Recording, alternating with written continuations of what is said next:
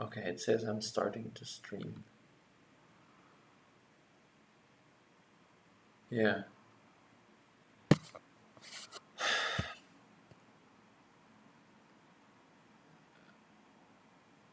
I don't know. Is it working? I guess it is. I'm annoyed. I'm extremely annoyed by this stupid system here. It kicked me out twice now. Okay, but let's just summarize where we were, and I'm getting really tired. The first part was overview over the two lawsuits. One was the Georgia one, the other was the Michigan one. We saw they were both pretty similar. We're looking at only the lawsuits and not the affidavits. The appendix of affidavits is another thing. But all the allegations that are made here are made in reference to the affidavits, and so in any kind of evidential hearing, those what is summarized in the actual lawsuit would be referenced in the affidavits, and witnesses would be called to the stand and so forth. I looked at the remedies to make sure that these lawsuits cannot be thrown out just because of the remedies that are being sought. And they are seeking the remedies to decertify the elections and to throw out the mail ballots and so forth, and that's all just and fair in my view. Then the rest of the lawsuits have a lot of common things that are common to the Rudy Giuliani and the Constantino and the other cases that are being brought forward. A lot of them have the equal protection, the 14th Amendment, and so forth, which is really not that interesting to me now. What was interesting to me is this question of widespread voter fraud, and we went through the Georgia case where the fraud allegations were made specifically around the recount. So even that bad recount disaster is already factored into here. There was a very strange thing going on with sorting out Biden ballots versus Trump ballots and putting them into different stacks, and it doesn't make any sense to me. And then these people are taking the ballots out of the Trump stack and throwing them in the Biden stack, and it's just crazy. It's just totally crazy. So that is obviously widespread ballot fraud, right? Is it now exactly the kind of stuff we were looking to see? Election day fraud, I think it's included here, but we knew all this. We know all these cases.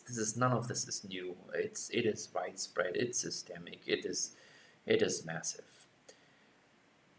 So therefore, in the last part now, and I hope it will just keep doing this and not kick me out of this thing again. I think it's still there, so I hope it doesn't kick me out.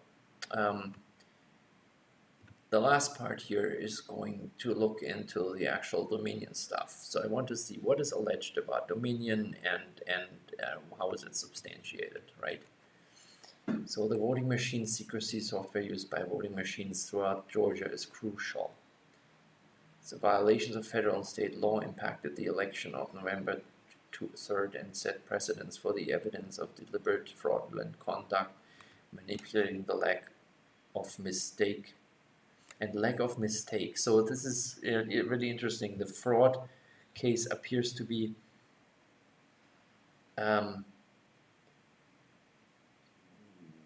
proven by showing lack of something that you could claim was a mere mistake. The commonality and statewide nature of these legal violations render certification of legal vote untenable and warrants immediate impoundment of voting machines and software used throughout Georgia for expert inspection and retrieval of the software. And of course, they'll claim they can't do this because their contracts do not allow this. This is ridiculous. It's ridiculous paying these millions and millions of dollars for bullshit software that, I mean, I can do this in a year without any problem, and many other people can do, but we don't want it. We want a paper-based system that is paper and people based and is constructed around an adversarial trust-nothing architecture, which is the old ballot counting and voting system that they have been using in the olden days. They have been using, and I still think they use this still in Germany, where you have a voter list, an ID, a voter coming in, being found on the list, struck from the list. He gets the ballot and he goes into the booth, he marks his ballot, he puts it into an envelope, nobody can see what he's doing. There are no piles of Biden votes and Trump votes. The ballot folded, enveloped, maybe not even enveloped, maybe just folded, but it has to be folded, goes into a ballot box whose entry slit is guarded also. So, and then at the end, the ballot box, at the end when the locality is closed, the ballot box is being opened, and the poll volunteers ideally are from the adversaries, and each ballot will go through the hands of one of each of the adversaries, and there's no government person who is in charge. No, it's a volunteer effort.